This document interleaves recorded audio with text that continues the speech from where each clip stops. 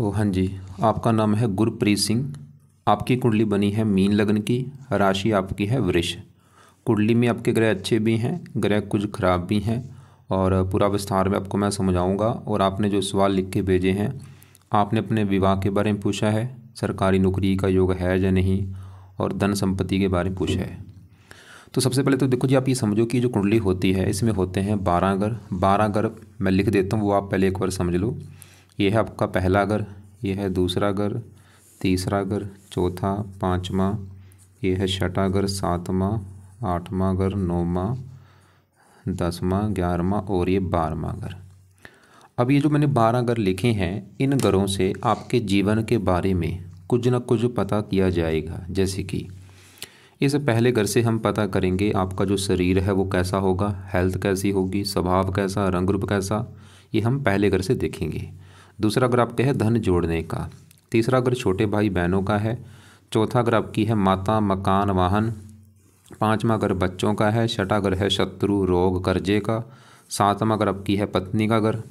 आठवें घर से आपकी उम्र देखेंगे। नौवें घर से भाग्य है। 10वां घर आपके काम काज का है। 11वां घर है लाभ, आमदनी, और 12वें घर से आपके खर्चे देखेंगे।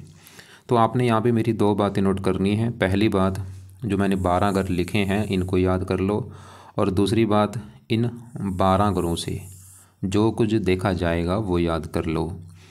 और अब आप ये देखो कि आपने कुंडली में क्या देखना है, वो घर देख लो।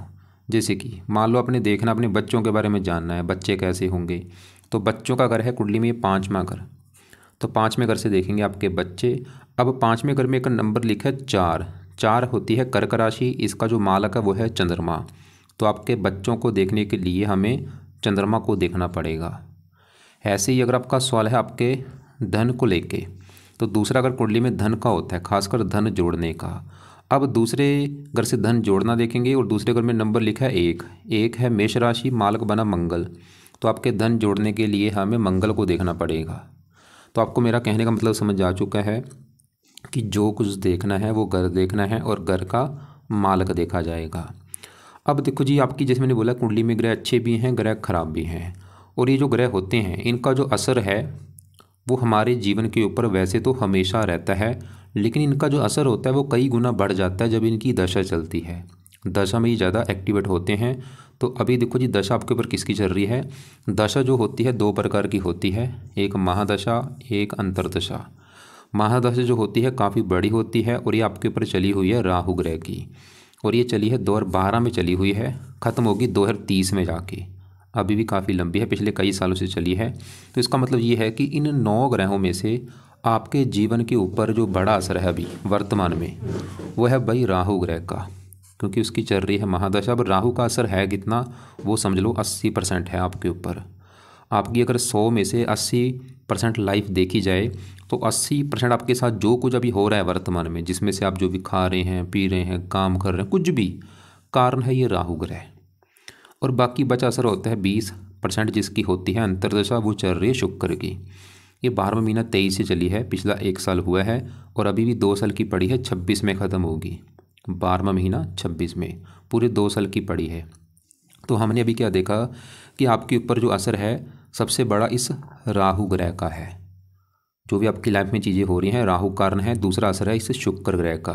तो अभी राहु शुक्र को भी हम देखेंगे कि ये कुंडली में अच्छे हैं या बुरे हैं। अगर तो राहु शुक्र अच्छे हैं, फिर तो आपको भाई आपके जीवन में करेंगे अच्छा ही अच्छा।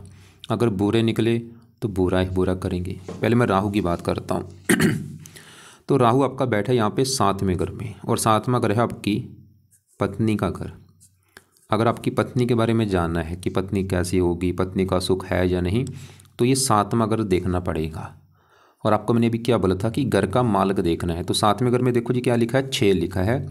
6 है कन्या राशि, मालक बना इसका बुध। तो आपकी पत्नी के लिए 7वें घर के मालक इस बुध को देखना पड़ेगा कि बुध अच्छा है या बुरा है। और बुध के अलावा 7वें घर में आके राहु बैठा है, राहु को भी देखना पड़ेगा। तो आपकी पत्नी का सुख देखने के लिए कम से कम 2 ग्रह देखने पड़ेंगे, 7वें घर के मालक बुध को, और 7वें घर में बैठे राहु को। वैसे 1-2 ग्रह और भी देखना पड़ेगा। शुक्र जो है वो पत्नी का कारक है, और शनि इस 7वें घर को देख रहा है, लेकिन मेन 2 ग्रह हैं वैसे। 7वें घर के मालक बुध को देखना पड़ेगा पत्नी के लिए, और 7वें घर में राहु बैठा जो उसको। तो पहले मैं सातवें घर के अगर मालक बुध की बात करूँ तो बुध आपका भाई मुझे बहुत अच्छा लगा है, क्योंकि ये 9वें घर में बैठे एक अच्छे घर में, 9वें घर से भाग्य देखा जाता है।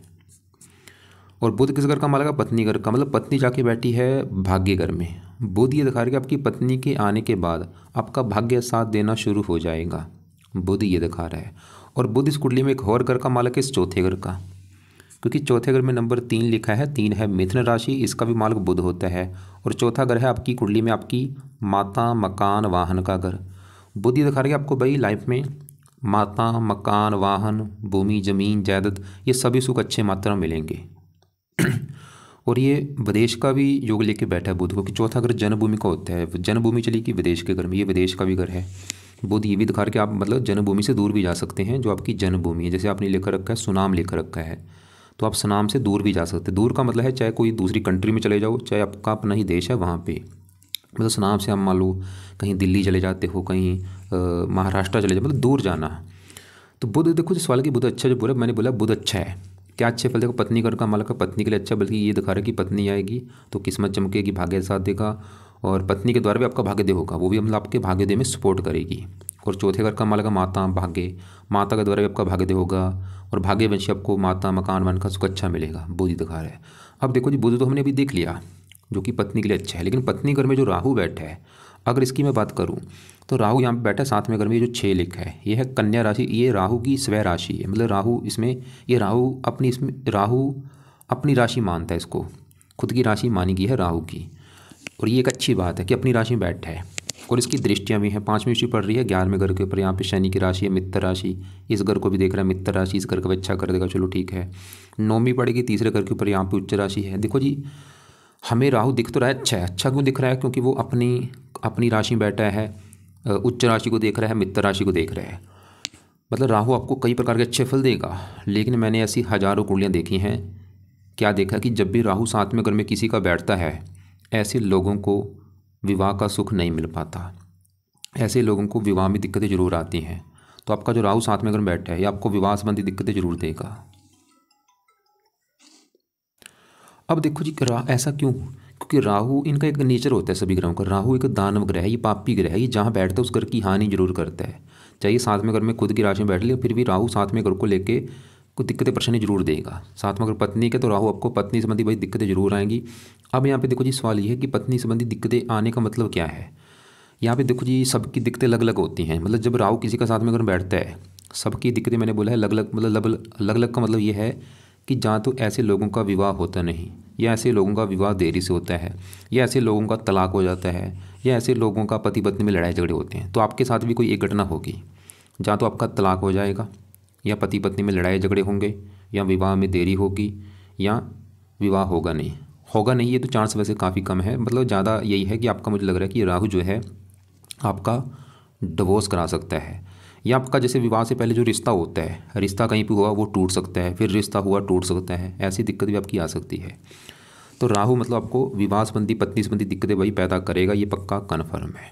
और मैं फिर बोलूँगा ज़्यादा चांस आपका डिवोर्स तक ये करवा सकता है, ऐसी नौबत आ सकती है डिवोर्स होने की, या डिवोर्स हो भी सकता है कई बार, क्योंकि ये पहले विवाह में सुख नहीं देता, दूसरे विवाह में सुख मिलता है। बाकी यहाँ पे क्योंकि चलो खुद की राशि में बैठा है, इसकी वजह से इसका भी जो बुरा फल मैंने बोला है पत्नी के मामले में, वो बुरा फल कम हो चुका है। हाँ, अगर यहाँ पे नीच का होता फिर तो बुरा फल बढ़ जाना था, क्योंकि खुद की राशि है, फिर भी बुरा फल देगा, ठीक है कम देगा। लेकिन और भी अगर आपकी लाइफ में मान लो दिक्कतें कोई भी वर्तमान में अभी आ रही हैं, चाहे आपने जैसे लिख रखा है धन संपत्ति, जो भी दिक्कतें परेशानियाँ आ रही, कारण भाई राहु, क्योंकि एक दानव ग्रह है, ये चाहे जितना मर्जी अच्छा भी हो, इसके लिए बुरा फल देने का आम बात है। अगर आपको स्ट्रगल करना पड़ रहा है, दिक्कतें आ रही हैं, परेशानियाँ आ रही हैं, रुकावटें आ रही हैं, आप जीवन में आगे नहीं बढ़ पा रहे, राहु है, इसको सही करो, इसके पाठ पूजा करो। तो अब इसके उपाय क्या हैं? तो इसके जो उपाय हैं सबसे पहला नंबर है कि आप इसके एक बार मंत्र पूरे करो राहु के, और मंत्र है इसके 18,000। ये आपने संकल्प लेके शुरू करना है शनिवार के दिन। तो पहला जो उपाय है, राहु के मंत्र पूरे करने हैं। संकल्प कैसे लेना है आपको मैं वीडियो एक अलग से भेज दूंगा, फिर भी मैं थोड़ा सा बता देता हूँ। तो शनिवार को रात के समय संकल्प लेना कि हे राहु देवता जी, मेरा नाम ये है, मेरी जात ये है, गोत्र ये है, आपकी चल रही है मेरे ऊपर बड़ी महादशा। आप मेरी कुंडली में 7वें घर में बैठे, जो कि है पत्नी का घर, और मैं चाहता हूँ मुझे पत्नी को लेकर कोई दिक्कतें ना आए। मुझे पत्नी का सुख अच्छा मिले, विवाह अच्छी जगह हो जाए, इसलिए और भी जो मेरी आपकी दिक्कतें आ रही हैं आपकी वजह से वो ना आए, तो प्लीज़ आपके जो मैं मंत्र है वो मैं पूरे करने जा रहा हूँ, ताकि आप मुझे अच्छे फल दो, बुरे फल ना दो। तो इस प्रकार आप संकल्प लेके 18 यार मंत्र शुरू करो शनिवार के दिन से, और ये मंत्र पूरे करने में आपके लग जाए चाहे 11 दिन, चाहे 21 दिन, चाहे 40 दिन, चाहे ज़्यादा भी लग जाए आपके, मान लो 2 महीने भी लग जाते हैं, कोई बात नहीं, मंत्र एक बार पूरे कर लेना। और मंत्र इसका है ओम राम राहवे नमः, या फिर ऐसा कर लो ओम राहवे नमः, ओम राहवे नमः, ये भी कर सकते हो। दोनों मंत्रों में जो सही लगे वो कर लेना। तो मंत्र पूरे करके मैंने क्या बोला, फिर इनको छोड़ देना है। फिर आपने दूसरा और जो तीसरा उपाय है वो आप लिख लो। दूसरा उपाय है राहु का, जो कि आपने करना है वो है राहु कवच का पाठ, और तीसरा है राहु स्रोत का पाठ। अब ये जो 2 पाठ है राहु कवच, पहला तो मंत्र है, मंत्र पूरे करके छोड़ देना, लेकिन ये जो पाठ है ये पाठ है, इनको बोल के किया जाता है। अगर तो आपको देखो जी संस्कृत आती है तो ये दोनों पाठ पढ़ने हैं आपने। अगर आपको लगता है कि नहीं आती भाई मुझे संस्कृत, तो आप इन दोनों पाठ को ऑडियो लगा के सुना करो। कब सुनना है, कोशिश करो सुबह शाम सुनो, सुबह भी बैठ के इनको सुनना है और शाम को भी, नहीं तो शाम को या रात को ज़रूर सुनना है। और कोशिश करना है इनको 2-2 3-3 बार सुनो, उतना ज़्यादा फ़ायदा होगा आपको। मान लो आपने एक बार ये पाठ पढ़ लिया, दोबारा फिर पढ़ लो, फिर पढ़ लो, ऐसे 2-2 3-3 पाठ ये पढ़ा करो या सुना करो सुबह शाम, या खाली शाम को ज़रूर सुनना है। सुबह टाइम नहीं लगता कोई बात नहीं, शाम को या रात को ज़रूर पढ़ना है, इनको सुना करो। चौथा उपाय जो करना है, अपने राहु का जो दान है वो किया करो। अब ये दान भी क्या होता है आपको मैं वीडियो भेज दूंगा कि राहु का क्या दान है, कि किसको करना है, वो आप वीडियो को देख लेना। और 5वां उपाय है, राहु जो है एक दानव ग्रह है, इसको सही करना है तो आपको कुछ देवी देवताओं का सहारा लेना पड़ेगा, जिसमें एक तो आएगा शिव जी हो गया, हनुमान जी हो गया, दुर्गा जी है, और माता सरस्वती जी। ये जो 4 देवी देवता हैं इनकी पूजा उपासना से राहु अच्छा होता है। अब इनकी पूजा उपासना में क्या क्या करना है, अगर शिव जी की बात करूँ, राहु जो है शिव जी का भक्त है, तो आप देखो जी रोजाना शिव जी के मंदिर जाना शुरू कर दो, या घर पे ही बैठ के शिव जी का जो मंत्र है ओम नमः शिवाय वो जाप किया करो, उससे राहु अच्छा होगा। या हनुमान जी के जो पाठ हैं वो सुबह शाम पढ़ लो, सुबह हनुमान चालीसा पढ़ लो, संकट मोचन पढ़ लो, शाम को बजरंग बाण पढ़ लो, उससे भी राहु अच्छा होता है। दुर्गा चालीसा पढ़ सकते हो, चाहे तीनों की पढ़ लो, चाहे तीनों में 1-2 की जरूर पढ़ो। और नीले कपड़े कम यूज़ करो, बल्कि नीली वस्तुओं का दान किया करो। और दान की वीडियो जैसे मैंने बोला उसको जरूर एक बार देख लेना, क्या है दान, वो दान किया करो। तो हमने अभी देखा कि आपके ऊपर चल रही है राहु की दशा, कहाँ बैठा है, पत्नी घर में। मतलब राहु जो आपको सबसे बड़ी दिक्कत देगा वो आपकी पत्नी को लेकर देगा भाई, पत्नी संबंधी दिक्कत आनी है, ये पक्का कन्फर्म है। विवाह से पहले भी दिक्कत आ सकती है, जैसे कि रिश्ता होकर टूट जाना, और विवाह के बाद भी दिक्कत आ सकती है। लेकिन यहाँ पे भी डिसाइड होगा जिससे आपका विवाह होगा कि वो लड़की कुंडली कैसी है। लेकिन अभी आपको मैंने बोला था आपकी पत्नी के लिए 1-2 ग्रह और भी देखना पड़ेगा, क्योंकि हमने साथ में करके मालिक बुध को देखा, वो तो अच्छा था, वो ये दिखा रहा था कि भाई पत्नी आएगी तो भाग्य साथ देना शुरू हो जाएगा, बुध ये दिखा रहा है। लेकिन राहु ये दिखा रहा है कि भाई पत्नी से लड़ाई झगड़े होंगे, पत्नी से तलाक हो सकता है, या पत्नी बीमार होगी।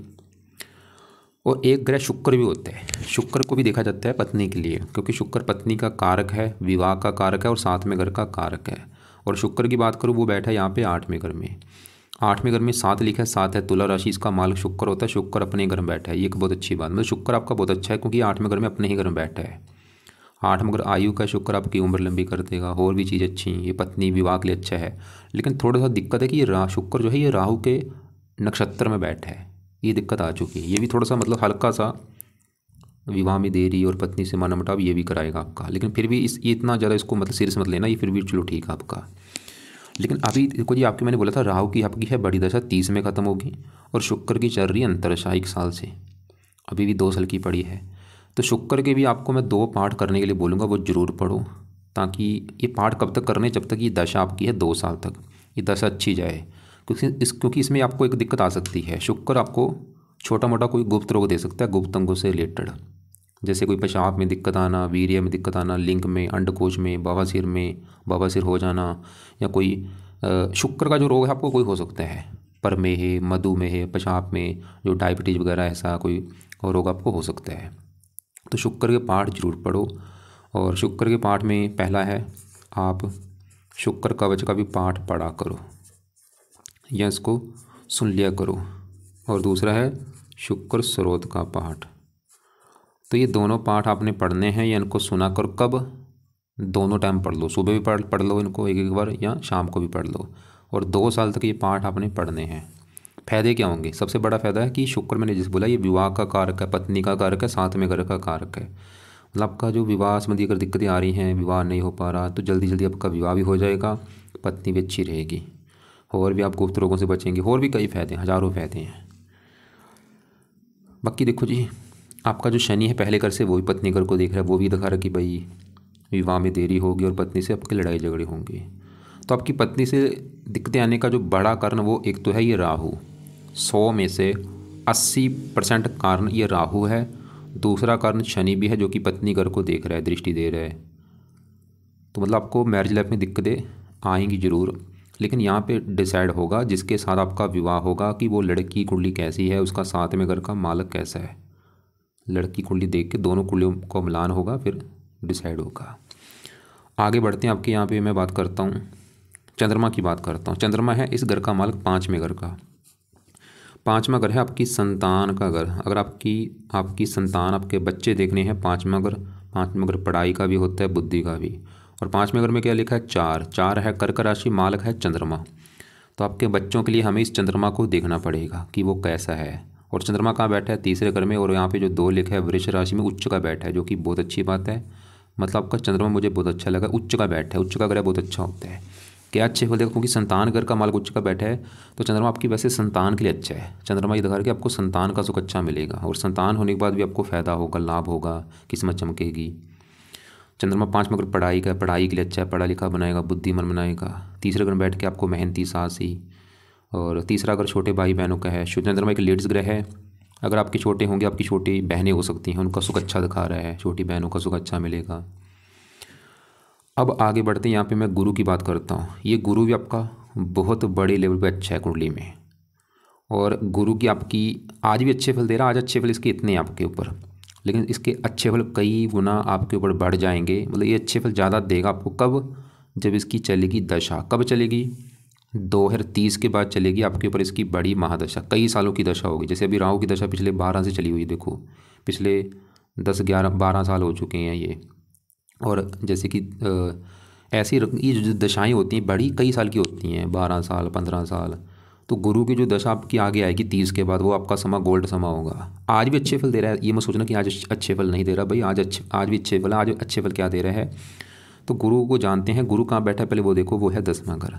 10वां घर कुंडली में है कामकाज का घर, जो आप नौकरी कारोबार करेंगे, 10वां घर देखा जाएगा। 10वां घर आपके पिता का भी है। सरकार भी यहाँ से देखी जाती है कि सरकार से कोई फ़ायदा है या नहीं, और मान प्रतिष्ठा। और आपको क्या बोला था? घर का मालक देखना है। तो 10वें घर में क्या लिखा है? 9 है धनु राशि। मालक कौन बना? गुरु। और गुरु कहाँ बैठा है? इसी घर में बैठा है। तो गुरु क्यों अच्छा है? क्योंकि ये 10वें घर में अपने ही घर में बैठा है। जैसे कि देखो जी, मान लो मेरा घर है, अगर मैं अपने घर में हूँ तो मैं अपने घर का अच्छा करूँगा, सीधी सी बात है। मैं अपने घर की सफाई रखूँगा, रक्षा करूँगा, वो काम ये गुरु करेगा। ये अपने घर में बैठा है, अपने घर का अच्छा है। ऐसे ही शुक्र यहाँ पे अपने घर में बैठा है, अपने घर का अच्छा करेगा। ये योग बनते हैं। जैसे शुक्र अपने घर में बैठे, ये मालवा योग बना हुआ है। गुरु अपने घर में बैठा है, ये हंस योग बना है, केसरी योग, कुलदीप योग, कई योग बने हैं। अब अच्छा क्या करेगा? 10वां घर काम काज का। गुरु आपको काम काज का सुख बहुत अच्छा देगा। 10वां घर पिता का सुख अच्छा। सरकार का सुख अच्छा, सरकारी नौकरी का योग है, मान प्रतिष्ठा अच्छी। और आप गुरु के जुड़े काम भी कर सकते हैं। अगर आपका सवाल है कि मैं कौन सा काम काज करूँ, तो मैं बोलूँगा गुरु का काम करो। गुरु के जो काम है उसमें आपको बहुत ज़्यादा फायदा होगा। और ये क्या काम होते हैं आपको मैं लिख के बाद में भेज दूंगा। आप मुझे लिख देना कि गुरु के काम मुझे लिख के भेजो। और गुरु की ये दशा में चीज़ें बढ़ जाएंगी। मतलब गुरु की जब दशा चलेगी उसमें आपका काम का सुख अच्छा मिलेगा, पिता का सुख अच्छा, मान प्रतिष्ठा अच्छी मिलेगी, सरकारी कामों के लिए अच्छा है। और गुरु इस कुंडली में एक और घर का मालक इस पहले घर का, क्योंकि पहले घर में लिखा है 12, मीन राशि इसका मालक गुरु है। पहला घर आपका शरीर, सेहत, स्वभाव, रंग रूप, पर्सनैलिटी, इन चीज़ों के लिए गुरु को देखा जाएगा। तो गुरु आपका शरीर अच्छा, सेहत अच्छी, स्वभाव अच्छा, रंग रूप अच्छा, पर्सनैलिटी अच्छी। गुरु की 3 दृष्टियाँ। 5वीं यहाँ पड़ेगी दूसरे घर के ऊपर, धन का घर। आज भी आपको धन दे रहा है, लेकिन दशा में इसकी धन आपकी लाइफ में ज़्यादा आएगा। मतलब आपको धन ही ज़्यादा बनाएगा गुरु की दशा में जब इसकी चलेगी। दूसरा घर परिवार का, पारिवारिक सुख अच्छा, वाणी अच्छी। 7वीं चौथे घर के ऊपर मकान वन का सुख अच्छा। 6ठे घर को देख रहे हैं, आपको कर्जे से बचाएगा, रोगों से बचाएगा। तो आज भी अच्छे फल हैं भाई, लेकिन गुरु की दशा में अच्छे फल बढ़ जाएंगे। और इसके अलावा आगे बढ़ते हैं। आपका यहाँ पे जो मंगल है ये मुझे थोड़ा सा ख़राब लगा है। क्यों? क्योंकि मंगल जहाँ बैठा है ये छठा घर है, छठे घर को अच्छा घर नहीं माना गया। इस घर से रोग, कर्जा, शत्रु, कोर्ट कचहरी, चोरी, ठगी ऐसी खराब चीज़ें देखते हैं जहाँ ये मंगल आके बैठे है। तो मंगल क्या खराब फल देगा? अब सवाल है खराब क्यों है, मैंने आपको बता दिया छठे घर में बैठने की वजह से खराब है। अब सवाल कि क्या खराब फल देगा? तो मंगल इस कुंडली के 2 घरों का मालक है, उन घरों को लेकर दिक्कतें देगा। एक तो मंगल का घर है ये दूसरा घर, और दूसरा घर होता है धन जोड़ने का। अगर आपका धन जोड़ना देखना है, दूसरा घर, दूसरे घर में लिखा है एक है मेष राशि मालक मंगल, तो धन का मालक मंगल छठे घर में बैठा है, तो धन हीन योग बना है। मंगल ये दिखाएगा आपको भाई धन को लेकर दिक्कतें आएंगी, आपका धन खर्च होता रहेगा।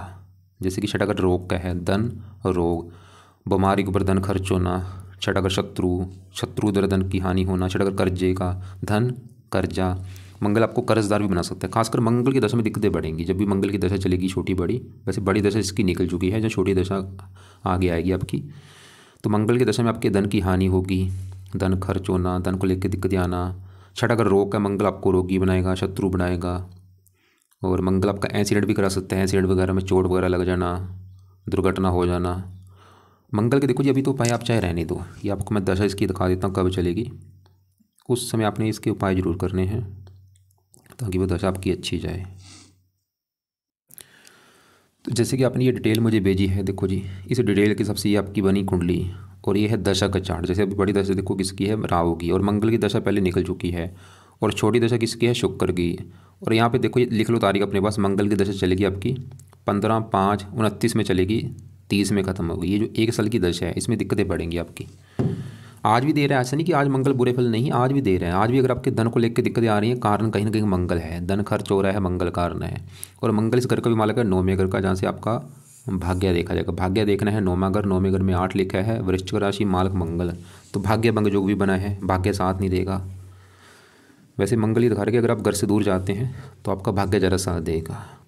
अब मंगल को कैसे सही करना है सवाल ही है। तो मंगल के जो देवता हैं वो हैं हनुमान जी। तो अगर आप हनुमान जी की पूजा उपासना करते हैं, हनुमान जी के पाठ पढ़ते हैं, तो मंगल आपको बुरे फल नहीं देगा। तो ये आप हनुमान जी के पाठ किया करो सुबह शाम, हनुमान चालीसा, बजरंग बाण, संकट मोचन, ये पाठ पढ़ा करो। और यहाँ पे पहले घर में शनि केतु, जैसे ये भी मैंने 12 घर लिखे हैं कि 7वें घर से पत्नी देखी जाएगी, 5वें घर से बच्चे, चौथे घर से माता, तीसरे घर से छोटे भाई बहन। ऐसे भाई पहले घर से आपके बारे में पता किया जाएगा, मतलब आप जो हैं आप कैसे होंगे, आपका शरीर कैसा, रंग रूप कैसा, पर्सनैलिटी, सर मस्तक, पहला घर। और पहले घर में क्या लिखा है, 12 है मीन राशि, मालक कौन बना, गुरु। और वो तो बहुत अच्छा है, गुरु ये दिखा रहा है कि आपका शरीर अच्छा होगा, हेल्थ अच्छी, स्वभाव अच्छा। लेकिन पहले घर में शनि केतु को भी देखना पड़ेगा आपकी हेल्थ स्वभाव के लिए। और शनि की बात करूँ, शनि यहाँ पे बैठा है पहले घर में, गुरु घर में, गुरु को मानता है दुश्मन। तो शनि थोड़ा सा पहले घर को खराब करेगा, मतलब शनि क्रूर है तो आपको क्रोधी बनाएगा, जिद्दी बनाएगा, लड़ाकू बनाएगा, गुस्से वाला बनाएगा, आपके गुस्से की वजह से काम भी बढ़ेंगे। और शनि आपको हेल्थ को भी लेकर दिक्कतें पैदा करेगा, मानसिक चिंता भी देगा, स्ट्रगल भी कराएगा ये शनि। मतलब शनि थोड़ा सा पहले घर को ख़राब करेगा, अच्छा भी करेगा शनि इस कुंडली में। इस घर का मालक है 12वें घर का और 11वें घर का। 11वें घर में 10 लिखा है मकर राशि मालक शनि, 12वें घर में 11 लिखा है कुंभ राशि मालक शनि। 12वां खर्च का शनि आपके खर्चे भी बढ़ाएगा, हेल्थ के मतलब बीमारी के ऊपर भी खर्चा बढ़ा सकता है, या वैसे भी फजूल के खर्चे बढ़ाना। और शनि की 3 दृष्टियाँ, तीसरी यहाँ पे अच्छे बल भी देगा आपको, मेहनती साहस भी बनाएगा। पत्नी अगर को देख रहा है, विवाह में देरी, पत्नी से लड़ाई झगड़े, काम काज में दिक्कत है, मतलब शनि के भी उपाय जरूर कर लो 1-2। तो शनि के लिए एक तो है कि आप शनि मंदिर में माथा टेकने जा सकते हो हर शनिवार को। दूसरा है रात के समय शनि चालीसा का पाठ पढ़ लिया करो। लेकिन अगर आपको लगता है कि भाई इतने पाठ मैं ज़्यादा कैसे करूँगा, तो शनि चालीसा भी चाहे रहने दो, मंदिर आप जा सकते हो शनिवार को। और शनि का दान कर दिया करो वैसे शनिवार को। और शनि के दान में क्या आता है आपको मैं वीडियो अलग से भेज दूँगा। यहाँ पे केतु बैठा रले मिले फल देगा, अच्छे फल भी देगा, थोड़ा सा ये भी हेल्थ ख़राब कर सकता अपनी दशा में, क्योंकि जो ग्रह हैं ज़्यादा इनका असर होता है दशा में। सूर्य यहाँ पे रले मिले फल देगा। तो आपकी मतलब कुंडली में देखा जाए सबसे ज़्यादा अच्छा ग्रह है गुरु। क्या अच्छे फल देगा, काम काज के लिए बहुत अच्छा है, पिता, सरकार, मान प्रतिष्ठा। शुक्र भी अच्छा है, उम्र के लिए अच्छा है, तीसरे घर का मालक है। चंद्रमा भी अच्छा उच्च का बैठा है, संतान के लिए अच्छा है, पढ़ाई बुद्धि। बाकी आपके जो ग्रह खराब है, राहु की वजह से दिक्कतें आएंगी पत्नी को लेके। 7वें घर का मालक बुध भी अच्छा था, वो तो ये दिखा रहा था कि पत्नी है कि भाग्य साथ देगा। और बुध चौथे घर का मालक, मकान बनाने के लिए अच्छा है। मंगल आपके धन की हानि करेगा, भाग्य की हानि कर रहा है। शनि रले मिले फल देगा, अच्छे फल भी बुरे फल भी। बुरे फल में से आपकी मैंने बोला था हेल्थ ख़राब करेगा, क्रोधी जिद्दी बनाएगा। तो आपके लिए मतलब ज़रूरी जो उपाय हैं आज के समय में वर्तमान में सबसे ज़रूरी उपाय है एक तो राहु ग्रह के, जिसका बड़ा असर है आपके ऊपर, और राहु के यहाँ पे मैंने उपाय लिख दिए हैं। दूसरे नंबर पे उपाय शुक्र के हैं, क्योंकि उसकी भी दशा चल रही है, 2 साल की अभी पड़ी है। तो शुक्र के 2 पाठ जो है वो भी मैंने लिख दिए हैं कि सुबह शाम ये पाठ पढ़ा करो या इनको सुना करो। और शनि के लिए शनि मंदिर जा सकते हो, शनिवार को शनि का दान कर दिया करो शनिवार को। सूर्य के उपाय रहने दो। मंगल के लिए हनुमान जी का पाठ बोला है। चंद्रमा के उपाय रहने दो, केतु के लिए रहने दो। और बाकी जो रत्न है, रत्न देखो जी, आप बुध का पन्ना धारण कर लो, या आप राइट हैंड की छोटी उंगली में पन्ने को धारण करना है, चांदी में जड़वा के लेना है अपने वेट के बराबर। अगर आपका वेट है 60 किलो के आसपास, 6.25 रत्ती का ले लो, 70 है तो 7.25 रत्ती का ले लो। और इसको शुक्ल पक्ष के पहले बुधवार को धारण कर लेना, सुबह के टाइम बुध शुक्ल पक्ष का जो पहला बुधवार होगा उस दिन सुबह 7:15 बजे धारण कर लेना। और धारण करने से पहले कच्चे दूध में या गंगा जल में धो के धारण कर लेना। हरे कपड़े ज़्यादा पहना करो, पीले भी कपड़े ज़्यादा पहन सकते हो, बस नीले और काले कपड़े कम यूज़ किया करो। तो उम्मीद करता हूँ आपको जो मैंने समझाया समझ आ चुका। आपने एक बार दोबारा आपके सवाल देख लेते। तो आपने बोला मैरिज का संजोग लिख रखा है, अभी वैसे विवाह होने की योग है, क्योंकि शुक्र विवाह का कारक, इसमें आपके 1-2 साल में विवाह हो जाएगा आपका। लेकिन भाई उपाय जरूर करो। उपाय से क्या होगा, आपको पत्नी अच्छी मिलेगी। अगर उपाय नहीं करोगे तो राहु ऐसी पत्नी ढूंढ के देगा जिसके साथ आपकी बनेगी नहीं। लेकिन राहु के अगर उपाय करोगे तो पत्नी ऐसी मिलेगी जिसके साथ अच्छी बनेगी। और वैसे भी राहु के उपाय जरूरी भी हैं, क्योंकि दशा भी राहु की है। काम धंधा भी अच्छा होगा आपका, सरकारी नौकरी के काफ़ी योग हैं आप। लेकिन राहु आपका काम आसानी से बनने नहीं देगा। विदेश के भी आपके काफ़ी योग हैं। और आपने अभी देखो जी आके लिख रखा है कि आप गुरु आराधना कर लेना जी, गुरु कर सेवा, मतलब आप सिख धर्म से हैं। वैसे प्रॉपर लिखना चाहिए कि मैं गुरुद्वारे जाता हूँ गुरु। तो यहाँ पे आपको मैं ये बोलूँगा भाई, अगर आप सिख धर्म से हैं तो अपनी सिख धर्म के जो पाठ हैं प्रॉपर आपने करने हैं। जैसे कि आप मतलब सुबह के टाइम 5 बानी जो है वो आपने पढ़नी, जिसमें जपजी साहब, जाप साहब, आनंद साहब, चौपाई साहब, 5 बानी रोजाना पढ़नी ही पढ़नी है आपने। और 5 बानी पढ़ने के बाद क्या करना है, आपने करनी है अरदास। ये तो होगा आपका सुबह का काम, मतलब सुबह उठ के अपना 5 बानी पढ़नी है। और उसके 5 बानी पढ़ने के बाद आपने अरदास करनी है। अरदास में अपनी जो मनोकामना वो बोलो कि मेरा विवाह हो जाए, मुझे नौकरी लग जाए। और फिर शाम के समय जो पाठ है, रहरस का पाठ है, वो आपने पढ़ना है ज़रूर। और उसके बाद भी आपने अरदास करनी है। और रोजाना गुरुद्वारे जाना है, हो सके दोनों टाइम जाओ या एक टाइम गुरुद्वारे जाना है। इससे क्या होगा, फिर आपको ये जो मैंने पाठ पूजा बोले भाई कुछ करने की ज़रूरत नहीं है। कोई आपने राहु का मंत्र नहीं करना, कोई कवच कुछ नहीं करना। बस अपने धर्म के जो पाठ है वो प्रॉपर करोगे, राहु आपका बाल भी बिंगा नहीं कर सकता। तो खाली ये मत सोचना कि मैं खाली गुरुद्वारे जा रहा हूँ, सेवा कर रहा हूँ, काम चले, नहीं चलेगा। चलेगा काम कैसे, अगर पूरी 5 बानी का पाठ सुबह पढ़ते हो, शाम को रहरस पढ़ते हो, अरदास करते हो, गुरुद्वारे जाना है। और हो सके जो वाहिगुरु का सिमरन है वो सुबह शाम करो। 5-10 मिनट बैठ के सुबह कर लो, 5 मिनट या 10 मिनट बैठ के शाम कर लो। फिर तो आपको ये पाठ पूजा कोई करने की ज़रूरत नहीं है। लेकिन अगर आपको लगता है कि भाई मेरे पास इतना टाइम नहीं कि मैं 5 बानी पढ़ूँ, मैं 5 बानी नहीं पढ़ सकता, फिर मैं बोलूँगा कि ये फिर पाठ पढ़ो भाई जो मैंने आपको बताए हैं। फिर अपना शिव जी के मंदिर जाओ, ये जो भी चीज़ें बताई हैं वो फॉलो करो। अब आपकी चॉइस है। अगर सिख धर्म से हो तो ये पाठ पढ़ो, गुरुद्वारे जाओ। लेकिन अगर मिक्स करना है ऐसे काम भाई नहीं चलेगा। या इधर आ जाओ या इधर आ जाओ। फिर भी अगर आपको लग रहा है कि अभी भी कुछ बात समझ नहीं लगी, कुछ पूछना है तो कॉल करके मुझे पूछ लेना या व्हाट्सएप पे सवाल लिख के भेज देना। और पूरी कुंडली का अगर निचोड़ निकालूँ तो आपको देखो जी लाइफ में वैसे सभी सुख मिल जाएंगे, लेकिन दिक्कत एक आएगी विवाह को लेके। विवाह के रिगार्डिंग कुंडली आपकी मुझे नहीं लगी। सबसे बड़ा कारण ये राहु का साथ में घर में बैठना, पत्नी घर में, ये दिक्कतें पैदा करेगा।